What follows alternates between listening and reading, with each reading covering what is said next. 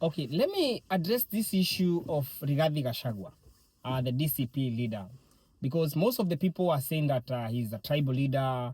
He just talk about Murima. But let's be realistic and let's be truthful to ourselves. Who is Raila without the Luo Nyanza? Who is Kalonzo without Ukambani votes? Who is Ruto without the Kalenjin votes? This setup, political setup of the country Kenya is all tribal. Rigathi Gachagua, when he was the deputy president before he was impeached, he was commanding no vote. He did not have anybody, even myself. I was not his follower. But now, what he had to do after he was impeached and the government thought that, and the president and his friends thought that he will just go to ashes, he went home. He tried to plead with his people. Now, you see what these people have done to me. It means that it is because I didn't have your vote, I didn't have your support. That is why it was so easy for them to get rid of me. So now he came, he speak to the people. He told the Murima people, now we need to have a leader, because tomorrow we don't want somebody to come just to kick us like this. Now he came, he was able to convince us in a way that we all now decided to follow him. Because you remember our kingpin at that time was Uhuru Kenyatta, but because Uhuru Kenyatta was and now went to support Raila Odinga, and you know there is that, I don't know about what tradition about these stupid things about tribal, Kikuyu and Luos. So that is why we were not following Uhuru, because you know that he just chose to go to Raila, and most of us decided not to go there. And we don't have a reason why we didn't support Raila. We don't have a reason. It's just about stupidity and tradition that I don't know about it. So now, Gashagwa now, when he came, he was able to convince us. So this man, it was not about tribalism. It was not about Murima. It was about him getting the sword, getting the head, just people allowing him to be the leader of the Murima nation. And that has happened now. When he was, let me tell you, when he was being impeached, he was not commanding any vote from Murima. But now I can tell you for sure, that man is commanding 85% of Murima vote as we speak now. Now, let me speak to Gashagwa. Gashagwa, I want you now to stop dwelling on Murima. Murima is behind you. If anybody, and I want to tell these politicians and the likes of Ishungwa and all those people, if you will not be having the DCP ticket in Murima, I'm telling you, you will not be able to win any seat.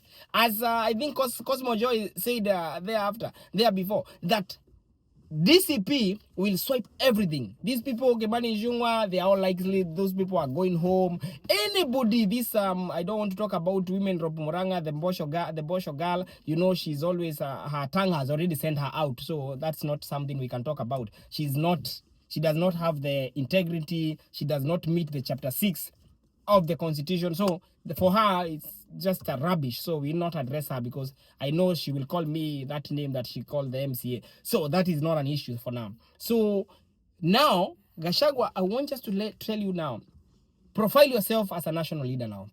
You have the backup of 3 million plus, 4 million plus votes.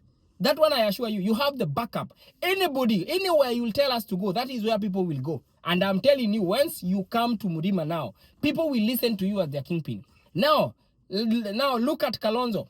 He never speak about Ukambani nowadays. He never speak about, because now he already command the Ukambani. Now I want you to understand from today henceforth that you already command it. And anybody who will not be affiliated with you, anybody who will not follow your party in the coming general election, I'm telling you, the chances of that person failing is 97%. That one is for sure. The DCP will swap everything in central Kenya and all that thing. Now, let's speak about you now. I want you to forget about the Murima now. Now, profile yourself as a leader now, knowing that you have a backup. Go, seek for votes. Sit in the table. You might not be able to be the best to qualify for now, because you know you have the case and all that thing, but I know about the case. It was all they are all instigated, and these people thought about it. So for that case, go now, speak to Kenyans, because you know Kasongo more than anybody else. People listen to you more than anybody else. Just go now, listen, go speak to these people, Tell them about Kasongo, because you know him, you know his plan. You talked about when you are impeached, you talk about the plan that Kasongo had towards ODM, and that is coming to pass. We can all see whatever you have been saying. You talked about the killer's code. We are all seeing the killer's code. You just mentioned it. Now we can see it. You talked about the abductor being the niece before. Then Muturi came and vindicated you what you said. So I would wish you to continue telling Kenyans the truth, because you have the chance, and we know you came just from the government and you have a lot of information. Just come. The government need you. People need you. People need to hear from you. So Mr. Gachagua, I don't want you now to talk about Murima. We have allowed you, as you have been requesting other people from other region to allow their people to now go outside and talk to the whole nation. I am now allowing you as the spokesman and the second spokesman. And when you go, when you have the chance, don't forget me. Don't forget me. I advised you. And I have a lot of brain that we can be able to change the nation, because where I am, where I'm sitting now, I'm seeing so many things that Kenya does, and I wonder if that is my country. We need people who have explored. We need people who have gone out. We need people who have gone through the books. Yeah. We have to get people, we have to get the intelligent brain, we have to take our Kenya forward. We have to have people, we have to have legislation whereby people who will be found capable or having committed an offense of corruption will be hanged or jailed for life, regardless of the position and the title the person holds. We are supposed to have a different court setup for those people who are charged with public fund misappropriation and others, embezzlement, public fund embezzlement. We have to have a private court dealing with those cases. The people who are supposed to be dealing with those are the cases where we are supposed to follow the rules of Singapore. We're supposed to know about how we can handle.